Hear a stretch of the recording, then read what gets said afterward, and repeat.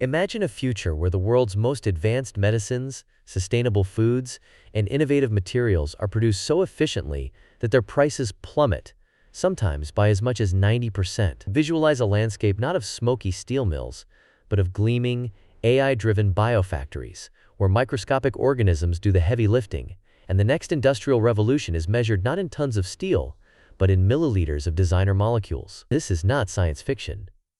It is the rapidly approaching reality of biomanufacturing, an industry quietly powering much of our modern world. Biomanufacturing is the hidden backbone of today's economy. From the insulin that millions depend on for survival, to the plant-based burgers revolutionizing fast food, from life-saving vaccines to bioengineered fabrics in our clothing, nearly everything labeled bio is the result of a complex, delicate dance that takes place inside fermentation tanks and bioreactors.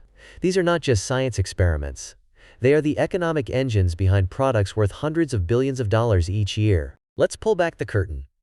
Traditionally, making a new biological product meant starting from scratch every time. This so-called molecule-first approach required scientists and engineers to construct a tailored process for each compound, a painstaking and expensive journey. Imagine building a custom factory for every single new product. Not only does this slow down innovation, but it also creates massive hurdles when it's time to scale up, from the lab bench to giant, commercial production facilities. The leap from a beaker to a 10,000-liter bioreactor is fraught with unpredictable challenges. Changes in temperature, oxygen, and pH can all throw a wrench into the process, sometimes derailing projects that have already consumed years of research and millions in investment.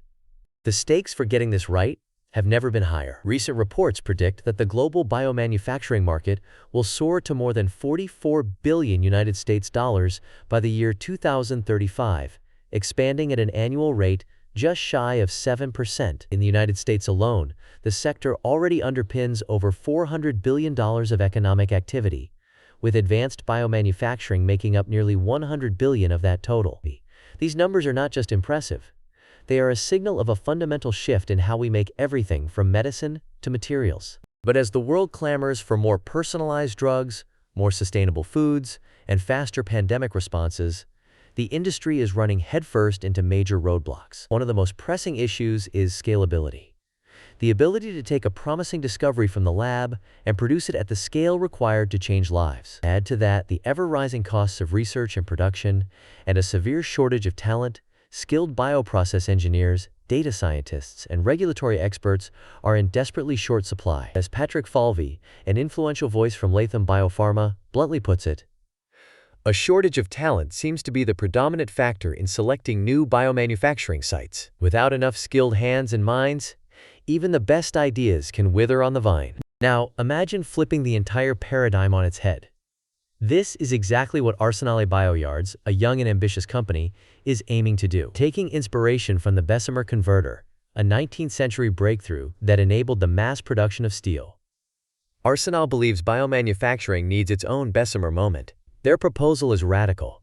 Instead of designing a new process for every molecule, standardize the manufacturing platform first, build a universal, smart infrastructure, and let scientists adapt their molecules to fit that environment, not the other way around. As Massimo Portincaso, Arsenale's visionary CEO, explains, by inverting the process, you can standardize the industrialization part, which brings down the cost massively. Think of it as building a single, highly adaptable assembly line, then letting different products roll off it. This shift from a molecule-first to a manufacturing-first philosophy could make scaling up not only possible, but affordable for companies of all sizes. But how does this work in practice?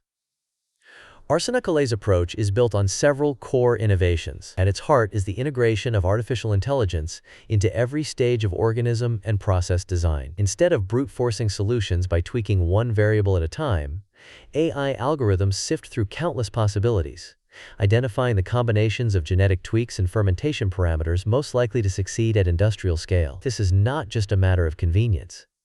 It is a game-changer for efficiency and speed. Arsenale's facilities are equipped with networks of small, smart bioreactors bristling with precision sensors. Every variable, temperature, pH, oxygen, nutrient concentration, is monitored and optimized in real time. Early in development, High-sensitivity monitors provide insights into critical process parameters, allowing developers to optimize their systems for industrial conditions from day one. The result is a workflow where scaling out, simply adding more bioreactors, becomes far easier than scaling up, which would mean building ever larger tanks and hoping the process still works. Massimo Portincaso describes the process. We use AI to decompose the big industrial settings into subparts, run batteries of small bioreactors, and then recombine them, using AI to predict industrial-scale performance. This modular, scale-out approach is already familiar in the world of cloud computing. Why build a single giant server when you can just add more units as needed? But in biomanufacturing, it has the potential to break through cost and complexity barriers that have held the industry back for decades. The promise is staggering. Arsenale claims that this strategy could eventually slash production costs by as much as 90%. To put that in perspective, imagine the price of a vital drug or sustainable food ingredient plummeting to just a tenth of what it is today. That is not just an incremental step forward.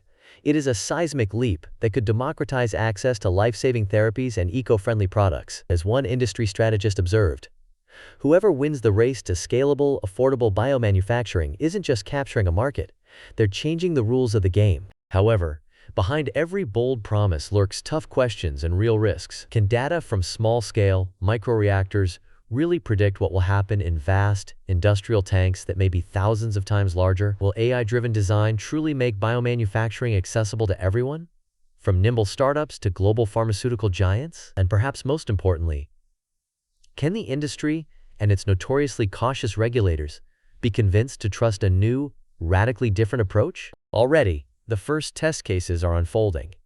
In January of 2024, Arsenale opened its doors and began building its vision. Since then, the company has constructed its first bio facility, equipped with two 500-liter bioreactors and batteries of 50-milliliter precision microreactors. Their AI algorithms are being tested and refined in real-world conditions, and the company has secured a $10 million seed investment to fuel the next stage of growth. The initial focus: food and cosmetics, markets that are hungry for innovation and subject to somewhat less stringent regulations than pharmaceuticals. If Arsenale's approach works, and that is still a big if, the consequences could ripple far beyond the laboratory. Smaller companies and startups would be able to compete with established giants, driving a wave of innovation. Everyday products could become cheaper, greener, and more tailored to individual needs. Imagine ordering a custom blend of proteins for your diet, or skincare products designed specifically for your unique biology, all at a fraction of today's cost. Over time,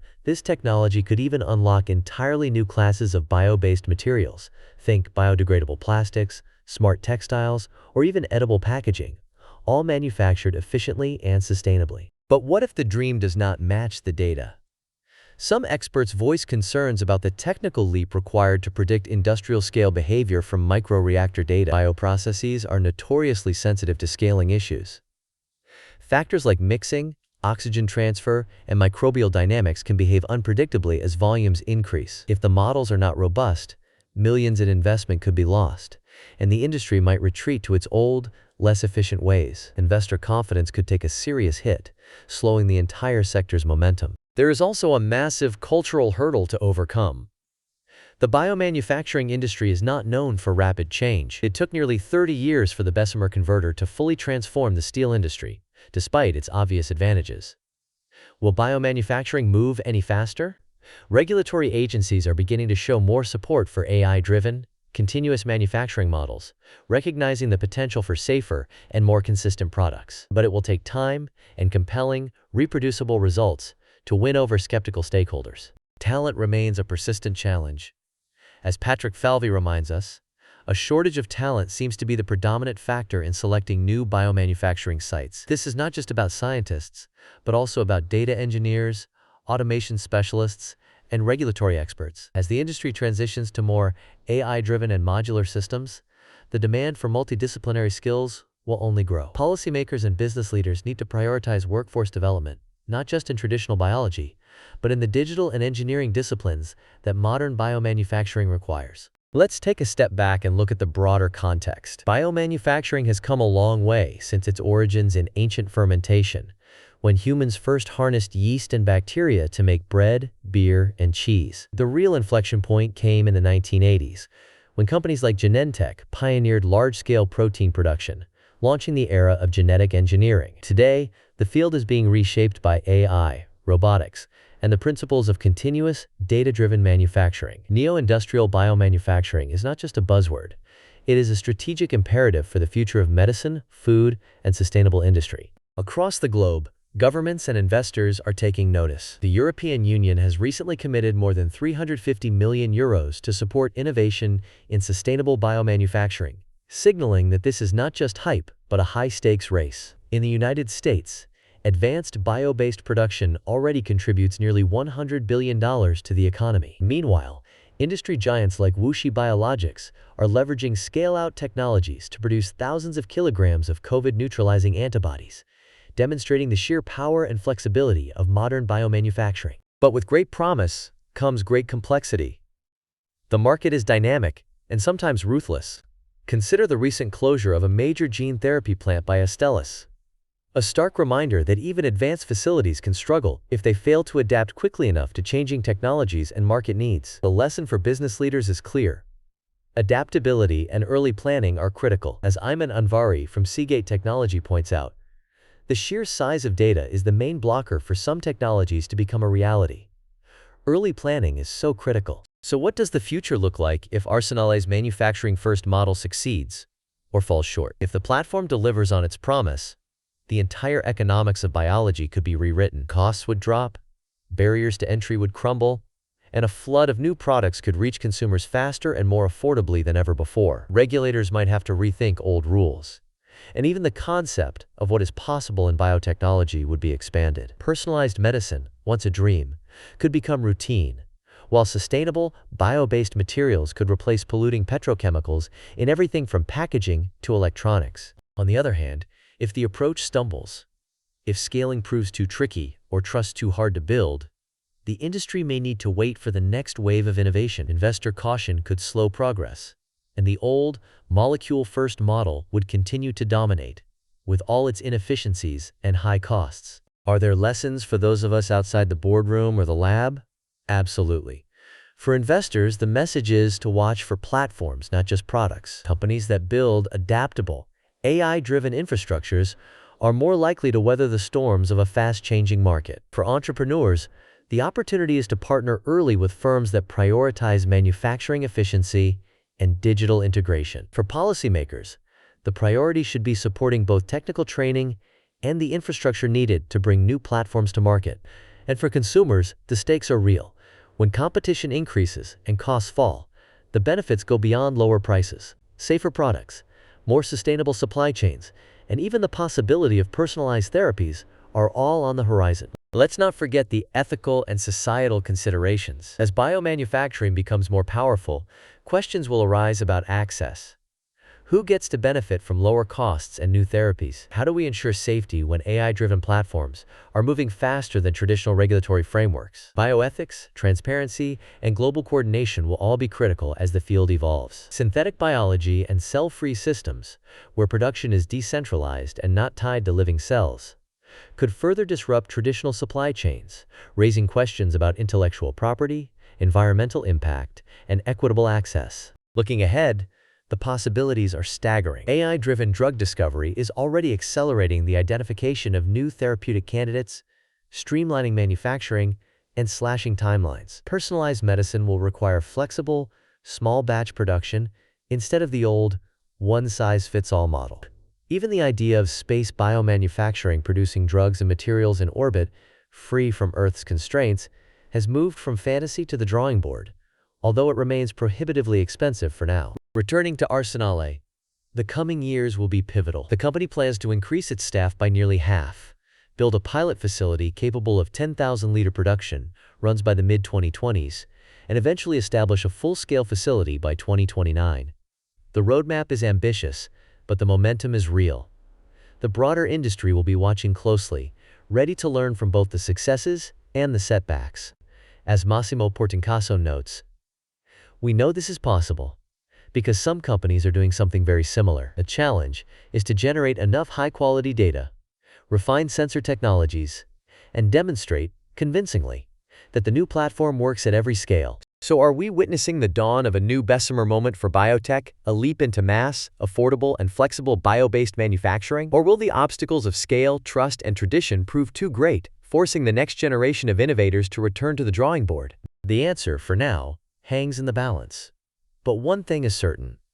Biomanufacturing is no longer just a technical niche. It is a global economic battleground, a platform for solving some of humanity's most urgent challenges: health, sustainability, and innovation. Whether you are an investor, an entrepreneur, a policymaker, or simply someone who cares about the future of food and medicine, the decisions being made today will shape the world of tomorrow. What do you think? Will manufacturing-first, AI-driven platforms redefine the future of biomanufacturing, or will they stumble on the hard realities of scale and trust? Share your thoughts in the comments below.